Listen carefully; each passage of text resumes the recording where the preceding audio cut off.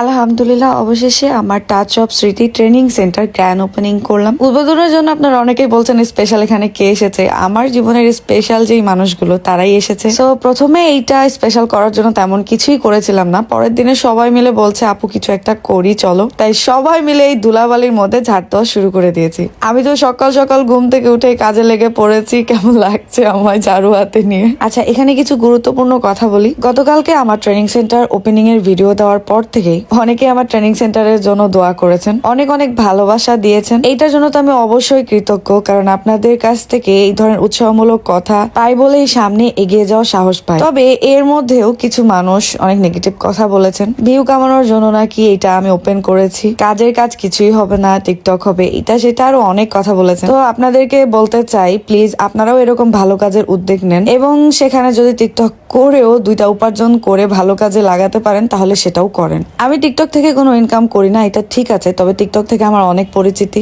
মানে যেভাবে আপনিও চিনেন। এখন আমার ইনকাম সোশ্যাল মিডিয়া থেকেই, ভিডিও বানিয়ে, সেটা কন্টেন্ট হোক, নাচ হোক, যাই হোক, সেই উপার্জন থেকেই আমার ইচ্ছে হয়েছে, তাই ছোট মানুষে এত বড় উদ্যোগ নিয়েছি। এই সাহসটা আপনিও করেন। আমরা যদি ভালো কাজে এভাবে উৎসাহ না দিয়ে এইভাবে মানুষকে ছোট করে কথা বলি, বিশ্বাস করেন আমরা সবাই পিছিয়ে থাকবো। আমরা, আমাদের দেশ, সবটাই। মানুষ ছোট থেকেই শুরু করে। আমার সাধ্য অনুযায়ী আমি শুরু করেছি এবং সাধ্য অনুযায়ী যতখানি পারবো ততটুকুই করব। দেখা যাক, বাকিটা ভাগ্যের ব্যাপার। আমার এই ভালো কাজে আমার কাছের মানুষগুলো অনেক উৎসাহ দিয়েছে। তারা সবাই আমার পাশে থেকে কাজে অনেক অনেক সাহায্য করেছে। একটা কথা তো না বললেই না, আপনার আশেপাশে যদি নেগেটিভ মানুষ থাকে আপনি নিজেও কিছু করতে পারবেন না, তারাও কিছু করতে পারবেন না। সঙ্গ দোষে লোহা ভাসে, মিশতেও হয় দেখে শুনে। ছোট করে আয়োজন করলেও একটু একটু করে খুব সুন্দর করে সাজানো হয়ে গেছে। এবার বলি, যারা বলছিলেন বাংলা মেশিন দিয়ে কি হবে, গার্মেন্টস মেশিনও আমার অর্ডার করা আছে। তবে শুরুটা এই মেশিন দিয়েই আমি করেছি ইচ্ছে করে, কারণ যারা গ্রামে কাজ শিখবে, এখানে সবাই কাজ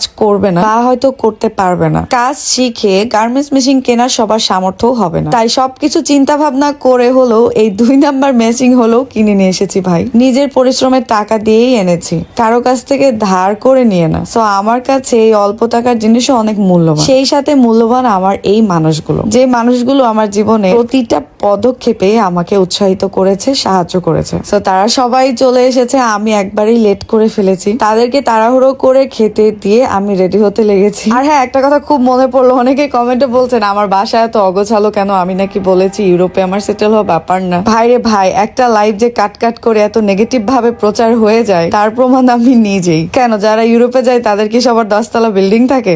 গ্রামের বাড়ি হয় না? আর যারা আমাকে ফলো করে তারা সবাই জানে যে আমার গ্রামের বাড়ির কাজ চলতেছে এখন। আপনাদের মতো আর সোনার চামচ মুখে নিয়ে কমেন্ট করি না। ছোট থেকে কষ্ট করে বড় হয়েছি, পরিশ্রম করছি, আজও করে যাচ্ছি। তাই টাকা ইনকাম করলেই যে লোক দেখানোর জন্য সবকিছুই পরিবর্তন করে নিজের ঘর বাড়ি 5 স্টার বানিয়ে পরে ঋণের বোঝা নিয়ে রাতের ঘুম হারাম করতে পারবো না। সো বুঝলে বুঝপাতা, না বুঝলে তেজপাতা। আমার গ্রামের বাড়ি আমার কাছে রাজপ্রাসাদের মতোই লাগে। আর আমার এই ছোট্ট কুড়ে ঘরে আমার যে কাছের মানুষগুলো আছে তারাও নিজের বাড়ির মতো করেই চলে, তারা খুব স্বাচ্ছন্দ্য বোধ করে। আজকের এই শুভ দিনে অনেক কথা বলে ফেললাম। সবাই মিলে খাওয়া দাওয়া করে এখন আমরা যাবো উদ্বোধন করতে। সবাই দোয়া করবেন আমার জন্য এবং আমার ট্রেনিং সেন্টারের জন্য। আজকের ভিডিও এই পর্যন্তই। আল্লাহ হাফেজ।